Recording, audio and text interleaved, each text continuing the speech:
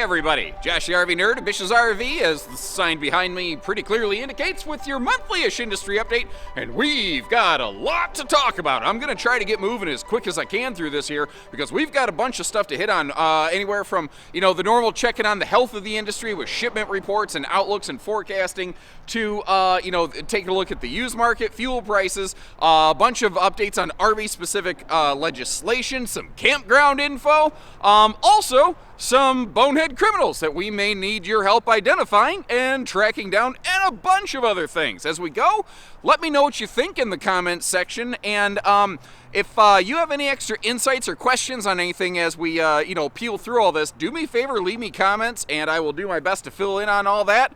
And if you appreciate what we're doing here, if you're new with us, hit that subscribe button, like if you've returned and you like what we're doing, and if you think that there's something here that other people could benefit from, maybe hit that share button and spread the message, and let's get going, because we've got a lot to cover. First off, something that could be very significant for what I'm going to call the sphere of outdoor recreation now. Part of that is RVing, but there's also more traditional camping, hiking, tons and tons of other things out there. But the fact is, money talks, and as the outdoor recreation industry, world, whatever you want to call it, has grown to like $1.1 trillion, it's started to turn some heads. And that's not always a bad thing. And part of the good news of this is that the House of Representatives has passed with bipartisan effort, which I think is awesome, the Explore Act. The Explore Act is something designed to basically put a lot of money into things like national parks, improving access to national parks, enhancing existing lands, fixing up old stuff that needed done. I don't think a lot of people realize almost how borderline painfully underfunded some of our park systems are. Like, if you look at the number of park rangers now versus before, there's more people camping now with fewer park rangers. It's been harder to keep track of all that stuff, and things like increasing the number of trails, improving trails, a bunch of things like that. For outdoor enthusiasts, this is a really good set of news right here, and I'm really happy to see that go through. Now, the thing is, this is a bill that's passed the House of Representatives. It has to still go through the Senate. And if you don't remember how all that works, well, what you need to do is maybe jump in Mr. Peabody's Wayback Machine and check out Mr. Bill, who's still just a Bill from Schoolhouse Rock. And basically, it's one of the best ways to learn how our country's laws actually get put in place. Oh, good old Schoolhouse Rock. And speaking of legislation, the state of Maryland, I think, is one of the most recent. Now about 17 states have basically adopted RV-specific franchising laws. And what these are designed to do is to clarify the relationship between the dealer and the manufacturer. And one of the major things that can benefit from that is understanding who is really responsible for getting things like, warranty fulfillment completed, and potentially how timely that almost needs to be done. I feel like this is kind of the first step in a wave of more specific, more serious legislation that's coming through. I think it's only a matter of time before those relationships continue to become defined more clearly.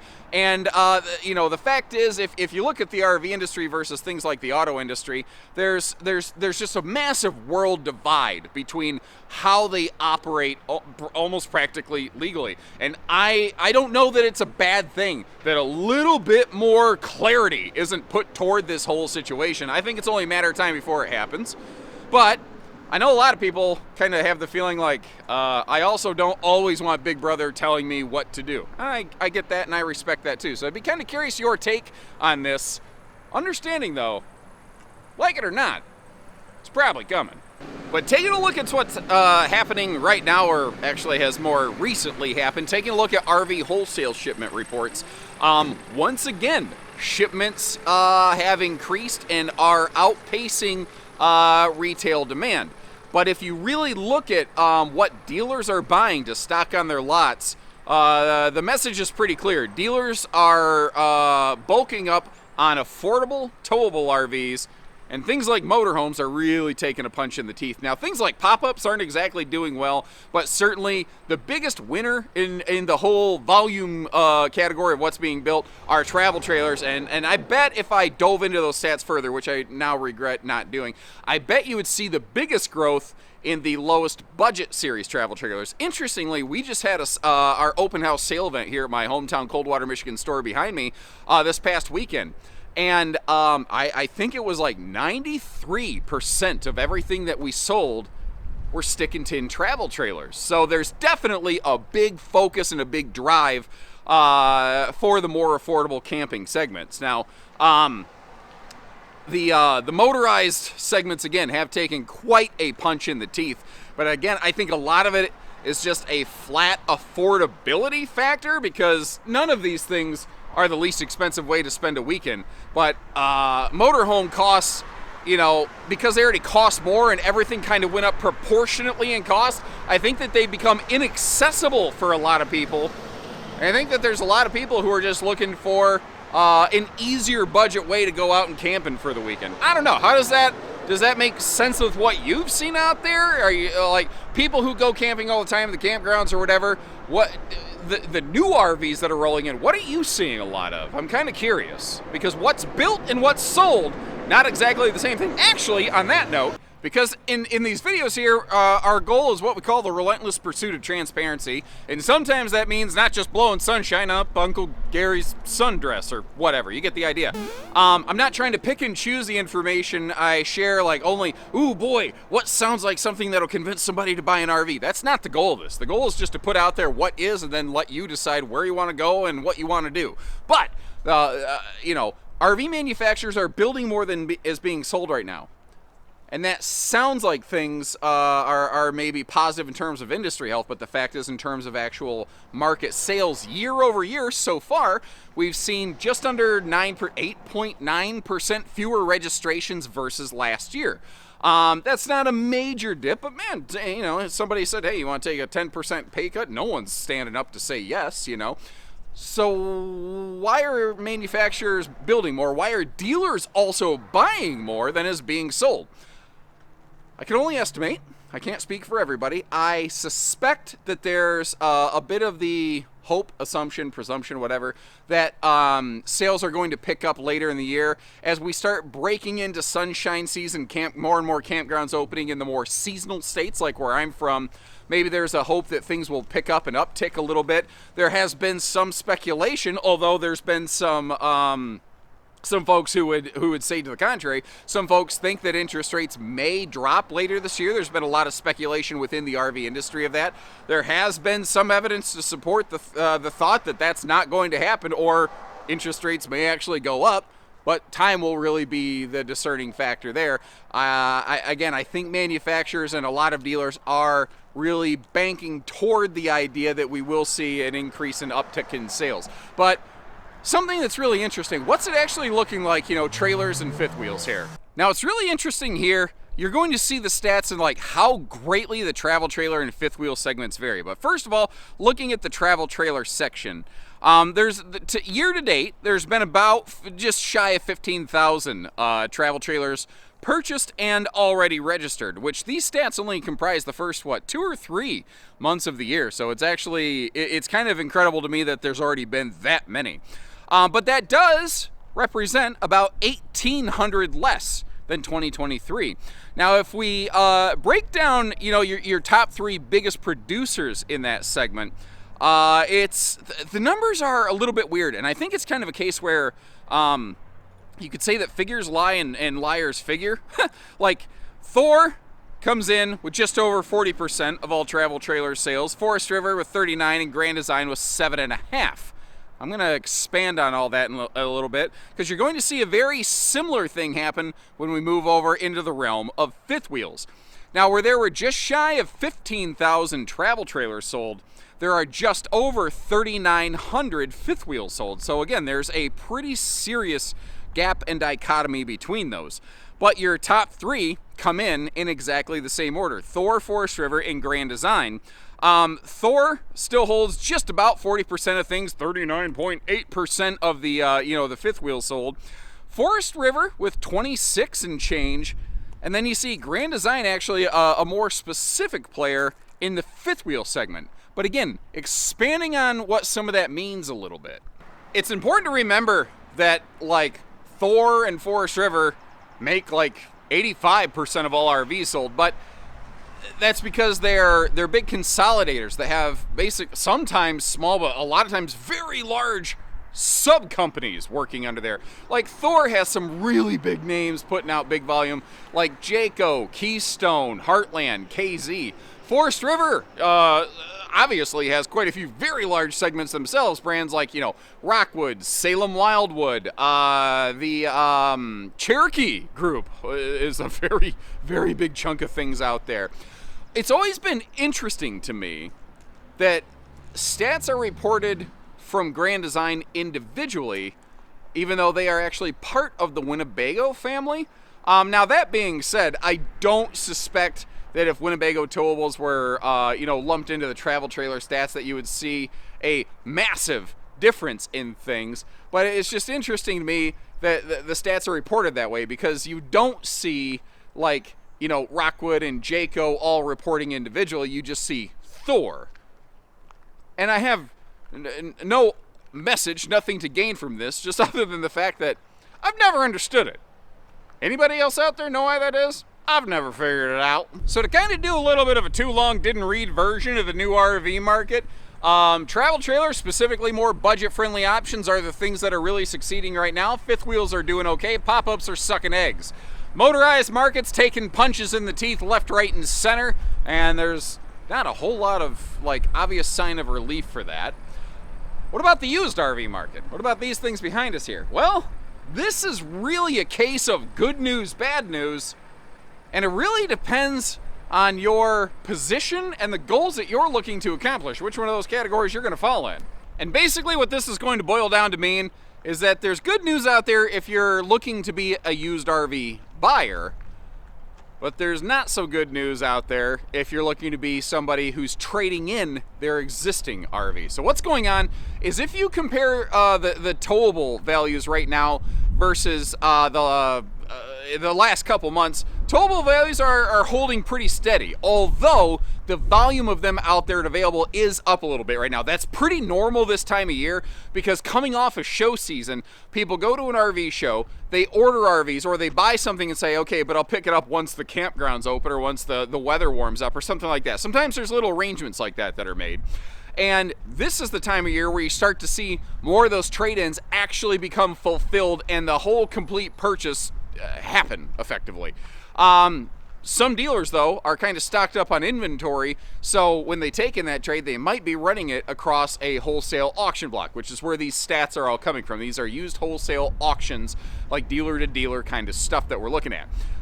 But values holding steady versus the last couple years means that the values of used RVs are down versus last year. Your average used towable RV is down about $3,000 per copy versus last year. Now, I think that when we roll the clock back a few minutes ago to the new RV market discussion that we just had, we mentioned that the new budget travel trailer segment is the one that's really doing the best. Well, when new RVs cost less, why would you pay the same or more for used RVs? So used RV values have to decline. Otherwise, they wouldn't sell at all. So the fact that the new RV market is focused on a more, price affordable, you could just say entry-level market cycle, if you just want to say it like that, it means that the values of used stuff has gone down. So if you're looking to get your first RV or something like that, getting into a used RV to get started, which, by the way, I think is one of the best. I think you should borrow or rent an RV before you buy your first one. And I think you should maybe start used instead of buying brand new. Little pro tip from Uncle Josh. Actually, that's one of my very first things I talk about in my 8 tips for first-time buyers video. I wasn't intending to plug my own content like that, but hey, here we are. Anyway, it's topical. You get the idea. Buying a used RV right now for the first time is easy, but if you bought within the last 2 or 3 years, and now the prices have all come down, that puts you into a really bad spot. And I've asked people to leave some comments on that in the past. You're welcome to this time. But I know a bunch of people who commented and said, yeah, I'd love to trade out, but these dealers just aren't, you know, working with me. It may just be that's not what the market supports. And that really sucks for you. It totally sucks. I was in that position on my the first house that I bought. I bought it at a bad time. I sold it at a bad time. But that's, you know, what we needed to do when we needed to do it. An interesting thing I noticed on these stats, though, was your average used towable RV's age was 2019. That's a really awesome sweet spot because with credit approval, that's the really key thing to point out here. If you are looking at a used RV who is within 5 model years of current, many lenders with credit approval will still extend same as new RV financing to that used RV. So what that means is the RV has gone through the greatest amount of depreciation at this point that it could have and still get same as new financing, which can put you into a spot that is a lot easier on payments. Now, again, it depends on the lender, it depends on your criteria, it may depend on what you're putting down. There are a lot of factors in that. But if you are really hawking for deals out there, keep an eye out for 2019, 2020, 21 model year trailers, understanding you're going to need the proper credit criteria to back that up. But those can be a really sweet spot in terms of just the financial aspects of the purchase. But what about motorized? Well, motorhomes are following their traditional spiky up-down patterns, not quite as severe in the most recent stats here, but they continue to do this up and down kind of thing. But the story's really the same in that the value of used motorhomes is a solid chunk below where it was last year. I know that the chart is doing this, but if you kind of just draw an average straight line through it, you can see where the values of motorhomes have dropped. And actually, versus the same time last year, your average wholesale auction block motorhome is about $7,500 less than last year. That's pretty serious. That is quite a bit out there right now. One of the things I noticed on that, though, is that the average motorhome going through the auction block was a 2015 model. And something I thought about, I don't know how often this applies to motorized RVs, but I know in the world of towable RVs, there are some parks where if your RV was manufactured more than 10 years ago, they say you can't come in. I don't care how nice your RV is. We don't want you here. Now, different campgrounds, different park owners, different property owners are all going to handle this differently. But if you think, does that apply? Have you folks experienced that applying to motorhomes as well? Because if the average used motorhome age out there is a 2015 and it's 2024, you buy that thing in 1 year, a bunch of campgrounds might not let you in. So, folks, we need your help in the comments section on this one, basically. Have you been turned away from any sort of park or campground because of the age of your motorhome? I know it happens in towable stuff, but has that happened to you or someone you know or something like that in the motorized market? I've not really heard a lot of that, but it doesn't mean it's not happening. Let us know. And I had some refried beans for dinner last night, so this seems like a good time to talk about gas prices. If we look, for the most part, gas prices are pretty much on track with what we saw last year. There's been no major shift there. We have seen a little bit of a creep up recently, but over the short term, it's kind of expected that should hold pretty steady. There's been some speculation that we may see some relief at the pump, but personally, and understand I'm not a geopolitical world economist or something like that, just from my Nerdstradamus crystal ball point of view, which is fairly foggy, by the way, especially when you're not caffeinated, I don't think that's going to happen. I think we may actually see a little creep up in fuel prices, hopefully nothing too severe. But if you kind of look at what's going on around the world, like if nothing happened major in terms of world political events, we'd probably see pretty steady fuel prices. But there's some stuff happening out there that could act as a little bit of primer to cause some things to get a little squirrely and potentially impact fuel prices. And if fuel prices go up, the cost of everything goes up. They're just bolted together. One of the things that I don't know a lot of people understand is, like in our country here, in the United States, at one point or another, everything spends some time on a semi-truck, whether it is a raw material, an intermediate product, or a final finished product. Before you buy it, it spent some time on a semi-truck, and if fuel prices go up, cost of everything goes up. There's just no way around it. Actually, it was the CEO of JP Morgan recently said, you know, right now we're feeling pretty good about things, but there are some factors out there in the world in play that you know, like overseas conflicts, you know, those things can very quickly. I'm not even sure that's a nerdism. Anyway, quickly have worldwide ramifications. So, I don't know. Do you let that, and I'm not trying to sway one way, I'm genuinely asking, this isn't rhetorical. Do you let what might happen in terms of geopolitical world events affect your summer plans? I don't know that it's wrong either way. Leave me a note. Let me know. And if you're like me, which first of all, you should probably seek psychiatric assessment, but if you are like me, I tend to park camp. I am what is probably known as a pavement princess. I tend to camp on a pad with full hookups, and some people are going to say that's not camping. Fine. Call it whatever you want. That's okay. That's how I choose to spend my leisure time every now and then with my family, and we love it. So you do you. That's fine. But something I've noticed as somebody who also travels for work, cost of everything had gone up pretty rough over the last couple of years. That's probably not news to you. But hotel costs, I've noticed, have been coming down. And it seems like campground costs are going up by the day. Has anybody else kind of noticed that? So am I just crazy, or is there something to this? I did some digging, and this is not a criticism of like the Yogi Bear campground group. They have some beautiful places that are very, very fun. But I did some looking, and since 2019, basically their revenues have gone up 87.4% nationwide.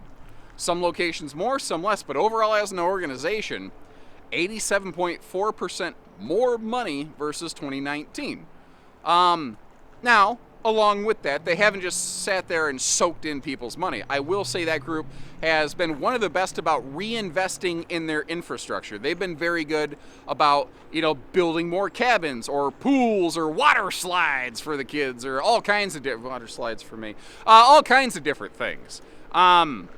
So, you know, if you're gonna pour into your business, you gotta have the funding for it. I get that, but it does seem like we're gonna hit a point, and I'm not sure we haven't already hit it or maybe passed it in a lot of cases for a lot of people, where park camping is not the affordable option anymore that people are looking for. And I would be kind of curious, what have you folks seen out there? Like, your favorite campgrounds, have you been able to still go to those? Have you changed where and how you camp because of campground costs and pricing? Is there any place that you've seen or heard of where you've seen some sort of, I don't know, call it relief on the pocketbook in terms of campground costs? Or have you gone from some other lifestyle into the RVing lifestyle and found it still, despite increased campground costs, more affordable than something you had done before? Leave me a couple comments. Fill me in on that, because I know that the way I camp, it's definitely got more expensive. But this is just me, and I will say, like, I'm not rich, but I'm not hurting. I'm a person who has just been blessed with some good fortune in my life. But the way I've kind of looked at it, and it's actually one of the commenters on one of these industry update videos that really changed my mindset to be this way. My daughter is like 12, 13. I should know the answer to that. I hope my wife doesn't see this. But I've only got a couple years to really make family memories with her. I got the rest of my life to make more money.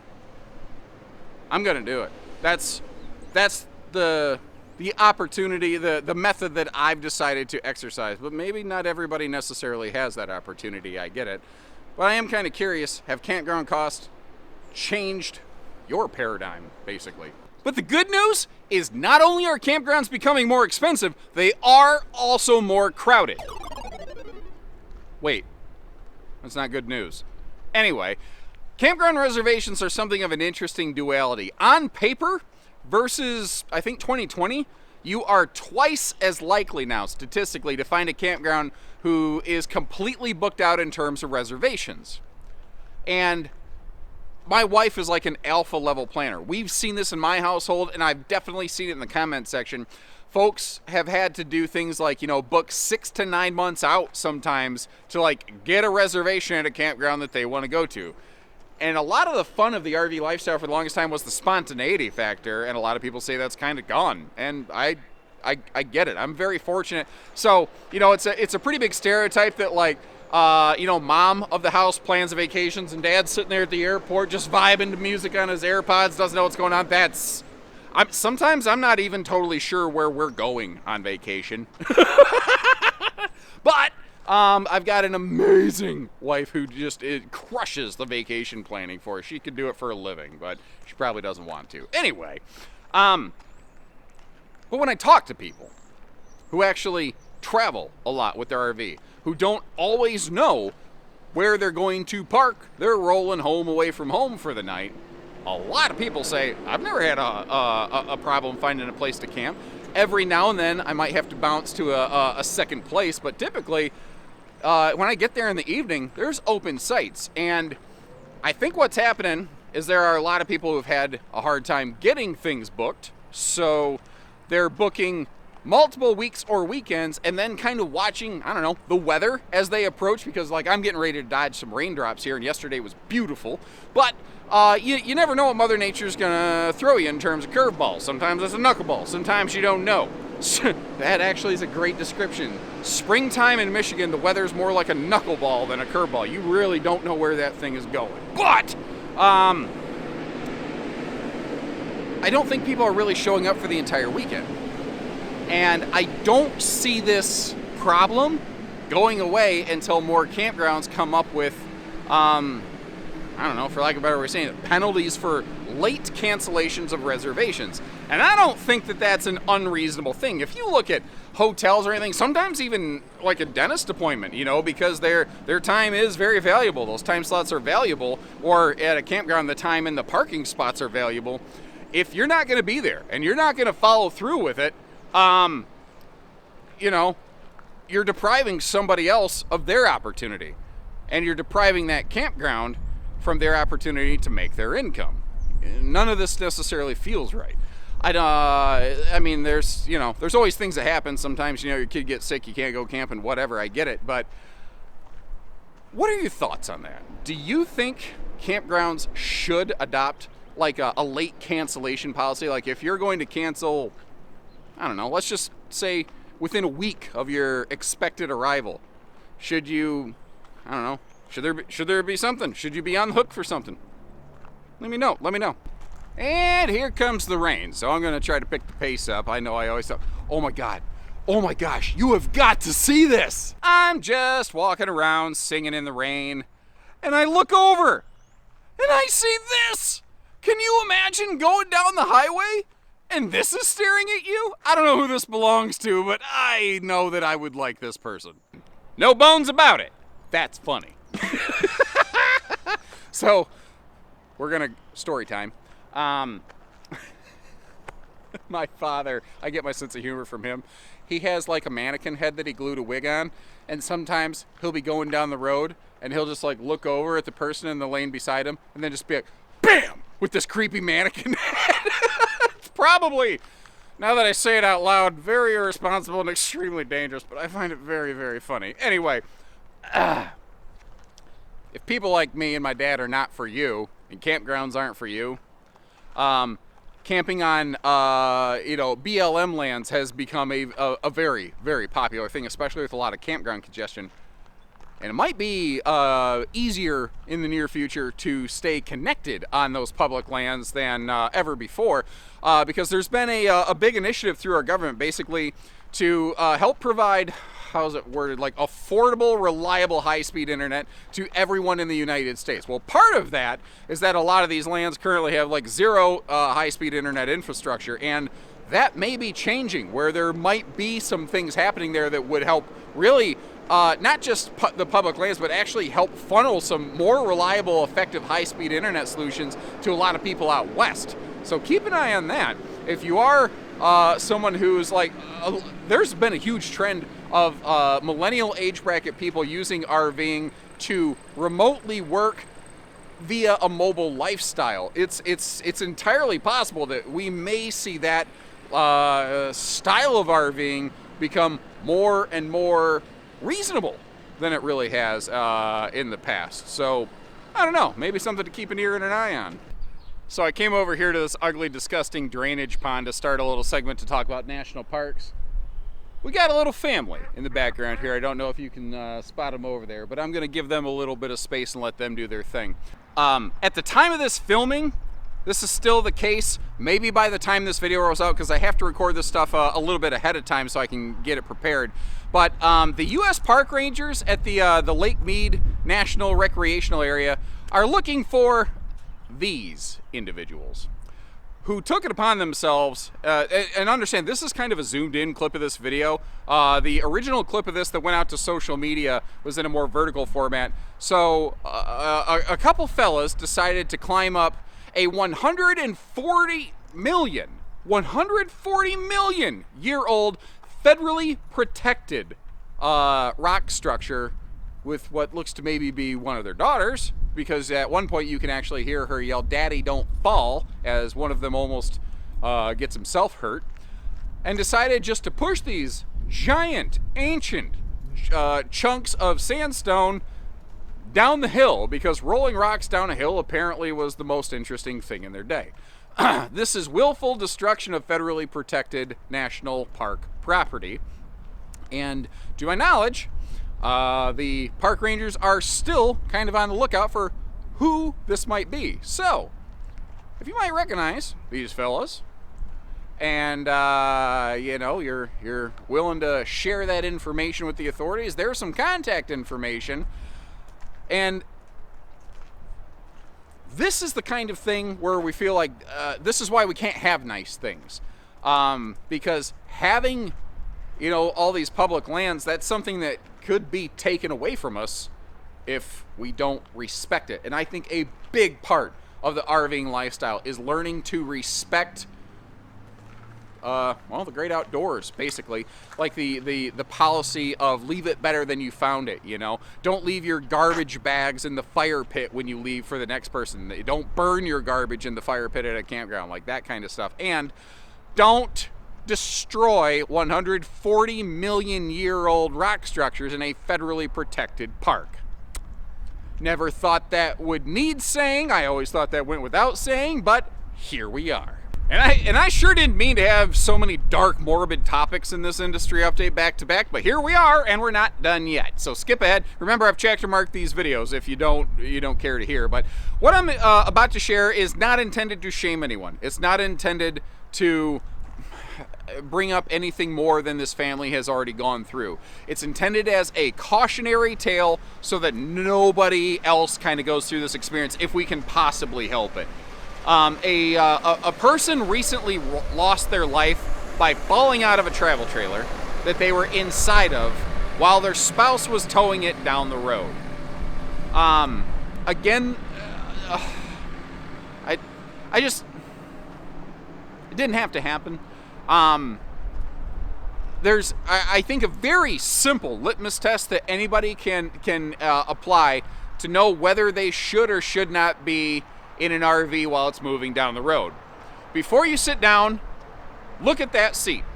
Does it have a seat belt regulated by the NHSTA, National Highway Safety Traffic Authority, or whatever their letters represent? If it has a seat belt, it's intended to have a human being occupy that space while you're moving. If it doesn't, don't. It really is kind of that simple. Amazingly, riding in even a travel trailer while the RV is going down the road is not illegal in a lot of places. It should be, in my opinion. I don't think you should have people.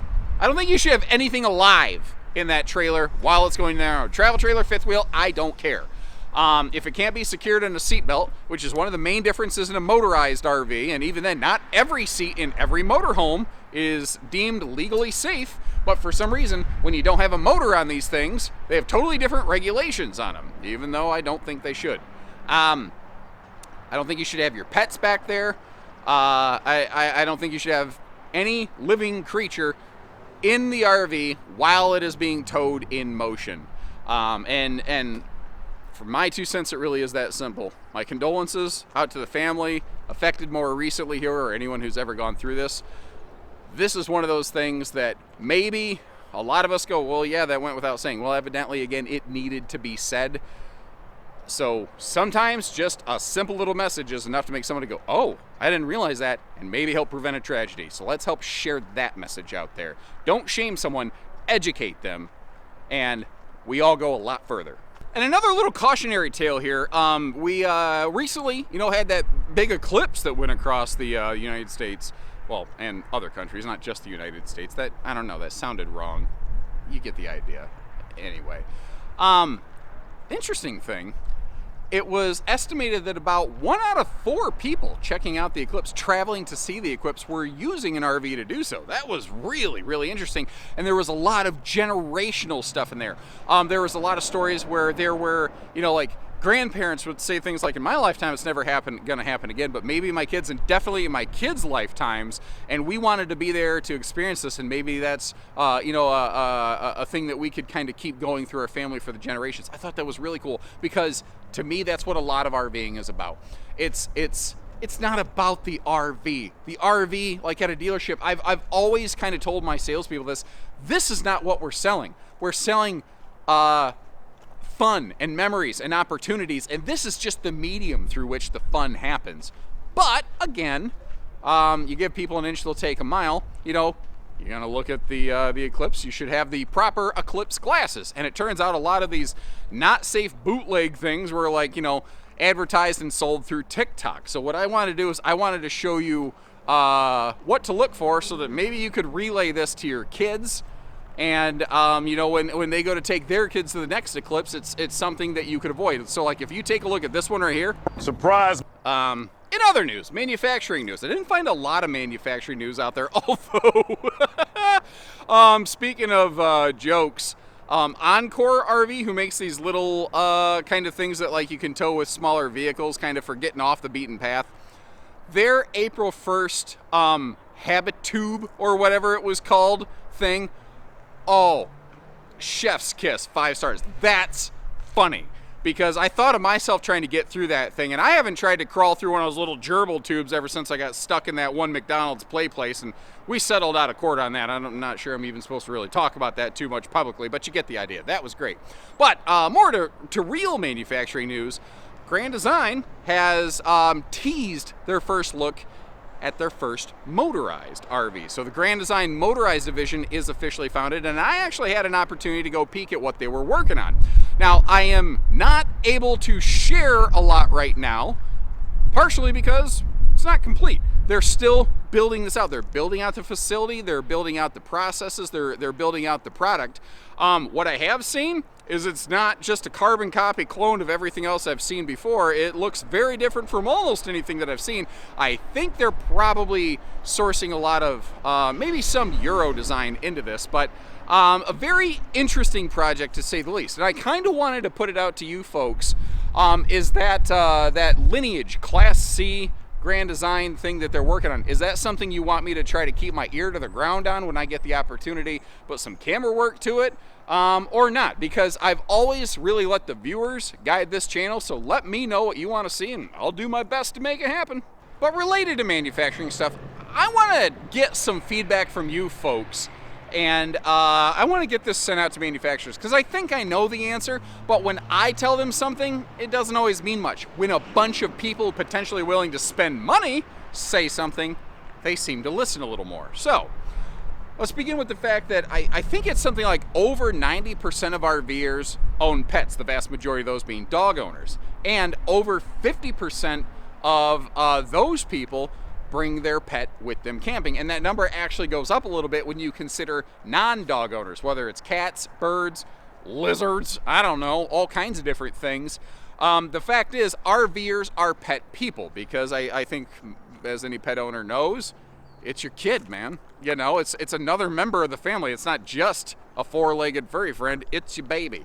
And you don't want to leave the kids at home if you can help it necessarily. Some people, I guess some people do, but I don't like to. I like to have my kids with me. Anyway, what I'm getting at is I want to ask the question, do you feel the industry is really good about offering pet-friendly features in their RVs? What features are those that you feel, or what features, what are they lacking? What kind of things are RV manufacturers not considering when it comes to the designs of their floor plans, layouts, and features that would benefit you as a pet-friendly RVer? When I hear over 50% of a community is maybe not being represented with these things, that feels like a pretty significant the majority may not be served in the way that they're looking. So what would you want to see in an RV to make it friendlier to either your four-legged furry friends, the scaly variety, or those who, I don't know, have wings? Big old pine tree. I think we have 15 acres here, and I think I've walked them all about 3 times now. But I mean, I don't know if you've noticed, I haven't exactly been losing weight lately. A couple extra steps ain't gonna kill me. I'll go do some barbecue about it later. But if you watch my videos, you know I like to give credit where it's due. Sometimes even when it's to other RV dealers. And I want to offer the biggest, most respectful tip of the cap to the founders of Bullion RV, Joe and Nancy Bullion. They recently donated $1 million, wow, to a local assisted living facility. And this is after, during the pandemic phase, they had already offered $500,000 previously. As someone who has seen several older members of my family need the services of facilities like that to enjoy their best quality of life, I understand how impactful and important those places can be. So I just, again, bow of the head, tip of the hat, biggest respect in the world to the folks over there in Duluth, Minnesota, doing that work. And after some of the more darker subject matter that I don't normally hit on, but we happen to hit a bunch of in this video, I thought it'd be nice to kind of end today's video on a little brighter ray of light, especially since I got a cloudy, overcast day, and I don't know if you can tell off camera, but the raindrops are moving in. So thanks again for tuning in, everybody. If you appreciate these videos that we're putting out there for you, make sure you hit that subscribe button. And again, share this to your favorite social media channels if you found something benefit here, or like the safety conversations, you want to spread that message around. Short of that, I look forward to meeting you down in the comments section. And until next time, take care, stay safe, have fun, and happy camping, everyone.